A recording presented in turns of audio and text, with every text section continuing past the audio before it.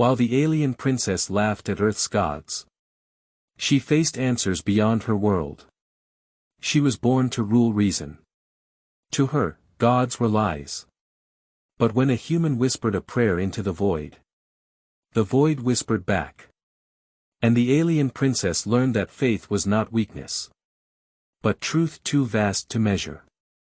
The Sereti Empire had charted more than 600 inhabited worlds, mapped the chemistry of life, and proven, mathematically, that no divine being could exist without leaving measurable residue in spacetime. To them, the universe was flawless in its logic.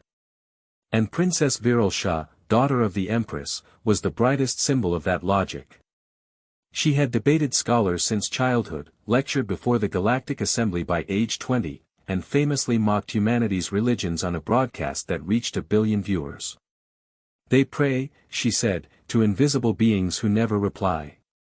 Primitive comfort, nothing more. The galaxy had applauded her wit. Humanity had quietly bristled.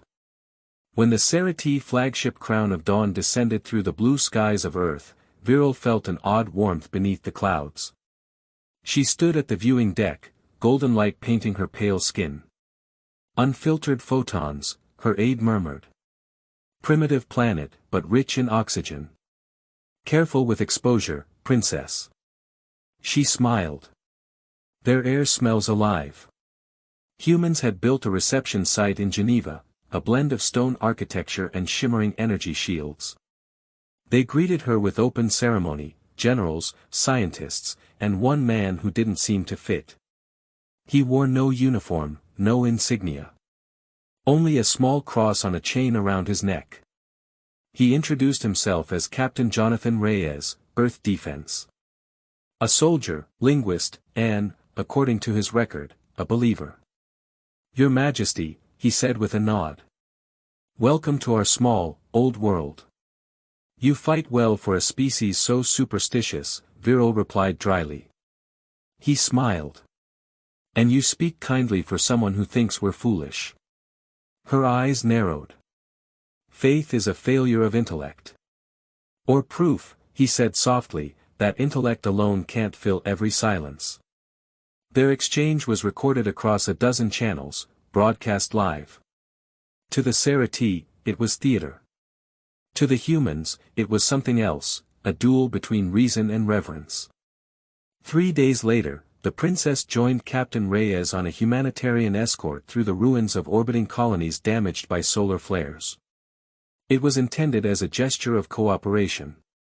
But the storm they entered was no ordinary flare. A magnetic anomaly appeared near the moon's shadow, a silent ripple that froze their ship's instruments and dragged them toward a gravity well that did not exist on any map.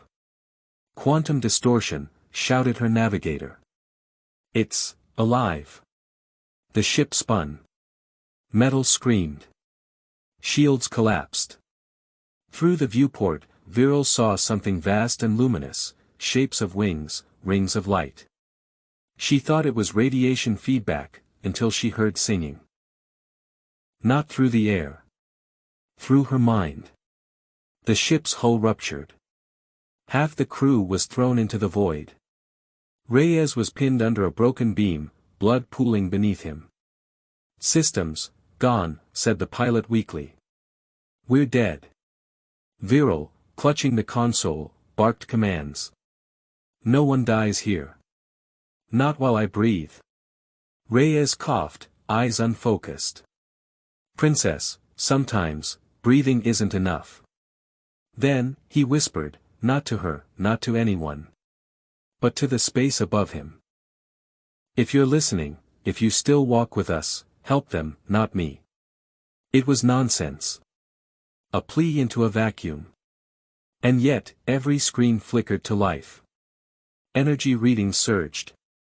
Hull fractures sealed with molten light. The void outside twisted, reshaped, and something vast, something aware, looked through the metal. A figure of radiant geometry, part flame, part memory, descended through the storm. Every Sereti screamed in terror. Their neural implants are overloaded. Only Virel remained standing, shaking, eyes wide. The light formed the outline of a being with wings made of particles older than stars. It did not speak in words. It resonated directly within their bones. You call me myth, it said within their minds. Yet I made the dust you breathe. Virel fell to her knees. She saw Earth from orbit, oceans shimmering like tears, then images from millennia ago, humans kneeling in temples, lifting hands to the sky, whispering the same names that now echoed in her ears. Impossible, she gasped. This is a psychic hallucination. Then why do you tremble, child of Seraph? Reyes exhaled one final breath, eyes shining in the light. He was smiling. When the storm subsided, the crown of dawn drifted gently toward the earth. Every system is functional, every survivor alive. Reyes's body was untouched, peaceful, weightless, still wearing that faint, contented smile.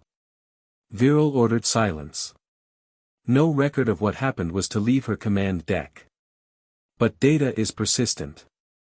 Sensors had recorded everything, every fluctuation, every anomaly, every voice. She spent the next 3 nights alone in her quarters, reviewing the footage frame by frame. Each time the light appeared, her mind felt heavy with something she couldn't name. Not fear. Not logic. Something else. Faith.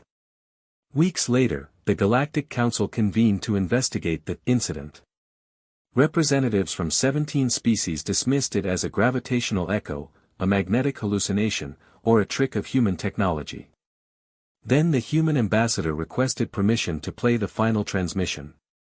Reyes's voice echoed through the chamber. If you're listening, help them, not me.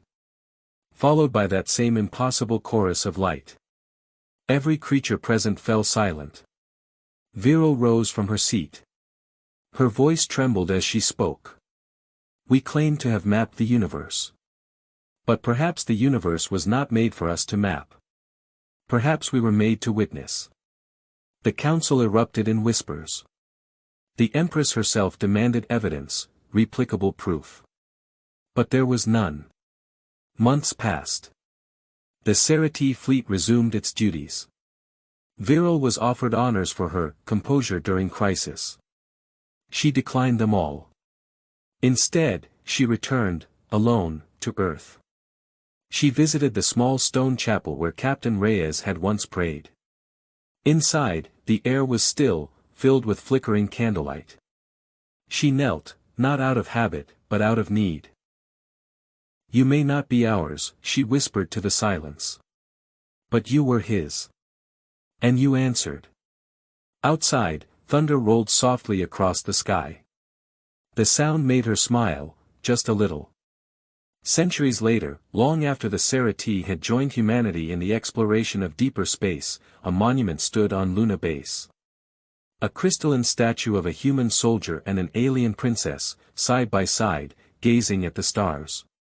The inscription beneath read: For those who learned that faith and science speak the same truth. One through reason, one through light. And if one stood there at the right moment, during the lunar dawn, a flare of solar wind would cast a halo of gold around the statue. And for a heartbeat, both seemed alive. They once laughed at Earth's gods. They thought faith was a relic of ignorance. But when the universe answered a dying man's prayer, the galaxy fell silent. And the princess who mocked belief became its first witness.